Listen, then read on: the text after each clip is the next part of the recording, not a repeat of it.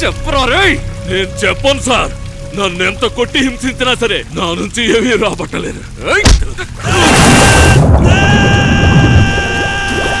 నీ నుంచి నిజమేలా రాబట్టాలో నాకు తెలుసురా.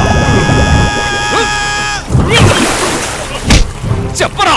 నన్ను చంపినా సరే నా నోట్లో తక్కువ మాట రాదు. చెప్పడం నాకు ఇష్టం లేదు.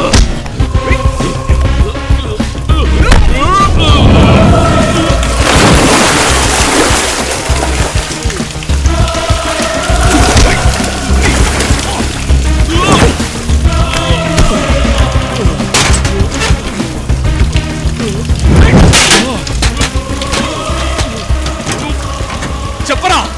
రోహితే కదరా మీ చివరి టార్గెట్. చెప్పను. చెప్పరా. దీక్ష, బాలరాజు, ఆశా నీకెలా పరిచయం? చెప్పనన్నాను కదా. చెప్పరా. చెప్పరా. చెప్పను. నీకేమైనా మతిపోయిందా? వీడిక్కడ చేస్తే పై వాళ్ళకి ఎవరు సమాధానం చెప్తారు? ఏదేమైనా వీడు చావబోయేవాడే కదా సార్. ఎక్కడ చేస్తే ఏంటి ఏం సమాధానం చెప్పుకుంటారు?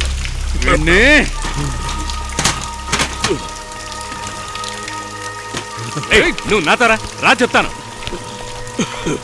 సారు నన్నేనా? మిమ్మల్ని కాదు, చిన్న సార్ని. నిన్నేనట. వెళ్ళు, ఆవేశపడకుండా వెళ్ళు. ఇంకో విషయం, ఎంత ప్రొవోక్ చేసినా వాడి మీద చేసుకోకూడదు. This is my order. Sir.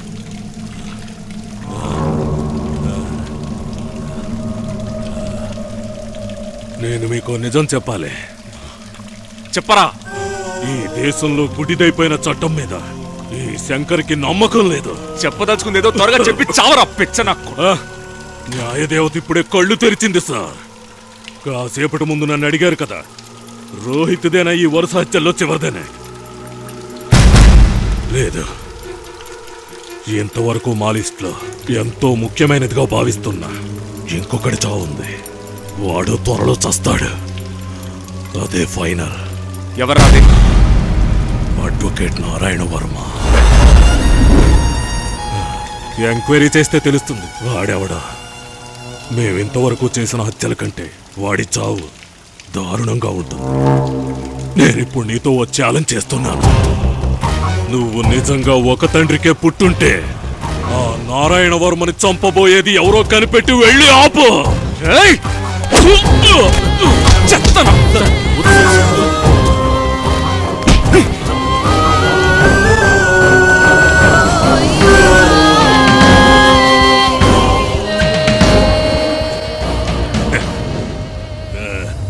ఇటువంటి మొండివాళ్ల చేత కొట్టి హింసించి నిజాలు రాబట్టడం అంత సులభం కాదు. సరే వదిలే, వీడిక్కడ నోరిపకపోతే సైంటిఫిక్ పద్ధతిలో నార్కో టెస్ట్ జరిపించి చూద్దాం. నిజాలు అవే బయటపడతాయి. ఇప్పుడు అదే కదా ఫ్యాషన్. సార్, ఇందులో ఉన్న సీరియస్నెస్ ని అర్థం చేసుకోకుండా మాట్లాడుతున్నారు మీరు. కోర్టు అనుమతితో ఏదో ఒక సైంటిఫిక్ టెస్ట్ ని శంకర్ మీద ప్రయోగించాలంటే ఎంత లేదన్నా కనీసం 10 రోజులైనా పడుతుంది సార్. ఈ శంకర్ వ్యవహారం ఇంకా ఆలస్యం చేశామంటే నెక్స్ట్ అటెంప్ట్ వెంటనే జరుగుతుంది సార్. ముఖ్యంగా శంకర్ ప్రాణాలతో మన కస్టడీలో ఉన్నందువల్ల. సరే, ఇప్పుడు ఏం చేద్దాం?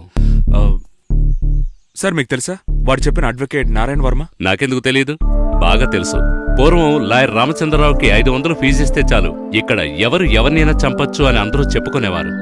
సాక్షాత్తు ఆయన అవతారమే ఈ నారాయణ వర్మ. కాకపోతే అప్పట్లో 500 ఫీజు అయితే ఇప్పుడది 5 లక్షలుగా మారింది.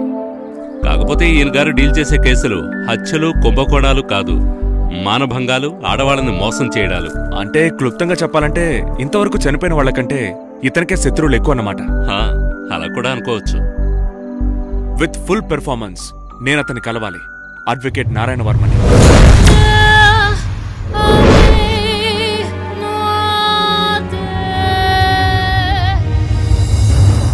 యువర్ ఆనర్, నా క్లయింట్కి తను ఎంతగానో గౌరవించి మర్యాదిచ్చే తమ కాలేజీ లెక్చరర్ అసభ్య ప్రవర్తన వల్లే ఇలాంటి ఘోరమైన పరిస్థితి ఏర్పడిందన్నది ఎవ్వరూ విస్మరించలేని విషయం.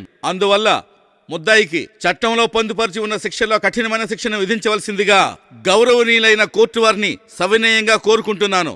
That's all your honour. Anything to ask mister Narayana Varma?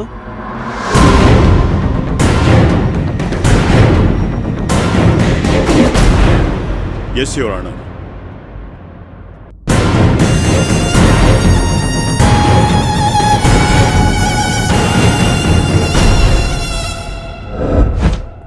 Neeraja Varma. అవును. ఈ బోన్లో ఉన్న ప్రొఫెసర్ అలెగ్జాండర్ కాలేజీలో మీకు ఏ సబ్జెక్ట్ చెప్పేవారు? జువాలజీ. అంటే జంతు శాస్త్రం. అవును. మానవులతో పాటు సకల ప్రాణుల యొక్క లైంగిక చర్యల విధానం గురించి, అందువల్ల ఏర్పడే పరిణామాల గురించి శాస్త్రబద్ధంగా తెలియజేసే శాస్త్రీయ శాఖే జువాలజీ. ఏమిటి కరెక్ట్ అని ప్రొఫెసర్? కరెక్టే sir.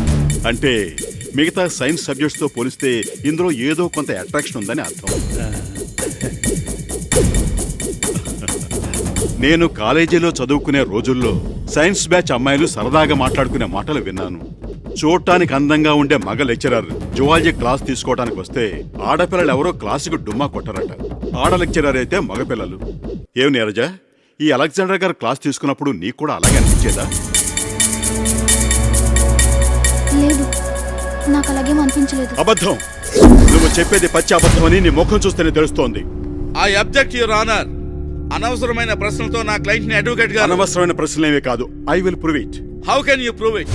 That's my duty. You don't worry about that.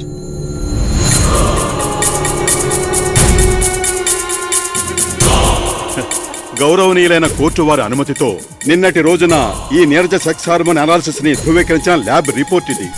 18 ఏళ్లు వయసున్న ఒక అమ్మాయిలో కనిపించవలసిన స్త్రీ శరీరంలో సెక్సువల్ హార్మోన్ అయిన ఈస్ట్రోజన్ నార్మల్ కౌంట్ 25కి 221కి మధ్య ఉండాలి.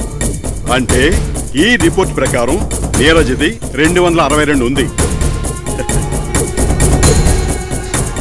అంటే నార్మల్ కౌంట్ కంటే చాలా ఎక్కువ. So we can say that she is a confirmed nymphomaniac.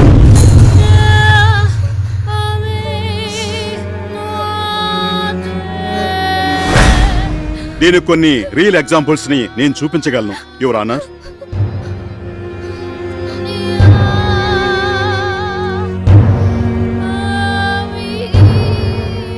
ఈ బోన్లో ఉన్న సింహాచలం నీకు తెలుసా?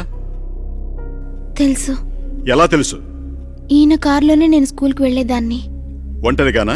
లేదు, ఇంకా కొందరు ఉండేవారు. అంటే ఈ నీరజ నీకు చిన్నప్పటి నుంచే తెలుసు అన్నమాట. తెలుసు సార్. 2వ తరగతో 3వ తరగతో చదువుతుంది అనుకుంటా. ఈ పిల్ల అప్పుడు నా కారులో వచ్చేది.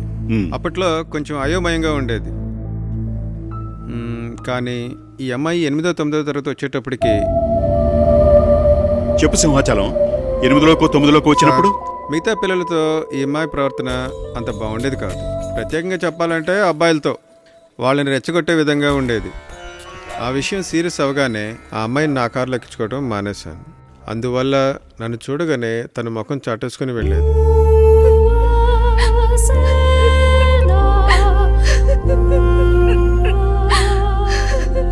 వివేక్, అవును. ఈ నీరజ నీకెలా పరిచయం? ఇంటర్ నుంచి కలిసి ఉండేవాళ్ళం. కలిసి ఉండేవాళ్ళం అంటే ఒకే క్లాసా? అవును. సహా విద్యార్థుల మధ్య ఉండే వట్టి స్నేహమేనా మీ ఇద్దరి మధ్య ఉన్నది? లేదు, మేమిద్దరం ప్రేమించుకునేవాళ్ళం. ఏమిటి నీరజ, ఈ అబ్బాయి చెప్పేది నిజమేనా? నిజమే కదా? చెప్పు. నువ్వు ఇతన్ని ప్రేమిస్తున్నట్టు రాసిన కొన్ని లవ్ లెటర్స్, గ్రీటింగ్ కార్డ్స్ ఉన్నాయని చెప్తున్నాడు. ఒకప్పుడు ఇద్దరిని నేను ప్రేమించిన మాట నిజమే. ఓకే, అది చాలు. వివేక్ కూడా అదే చెప్తున్నాడు. మరైతే ఎలా వివేక్ మీ ఈ రిలేషన్షిప్ చెడిపోయింది? నేను ఈ అమ్మాయిని ప్రేమించింది సిన్సియర్గానే. మ్యారేజ్ కూడా చేసుకుందాం అనుకున్నాను. బట్ తన మనసులో మాత్రం ఆ ఉద్దేశం లేనేలేదు. జీవితాంతం ఒకే భర్తతో స్టికాన్ అయ్యే ఉద్దేశం తనకేమాత్రం లేదని నాతో ఓపెన్గా చెప్పింది. అది మాత్రమే కాదు, నా ఫ్రెండ్స్ కొందరితో కలిసి తను ఉండకూడని స్థితిలో ఉంటాడని నేను కళ్ళారా చూశాను.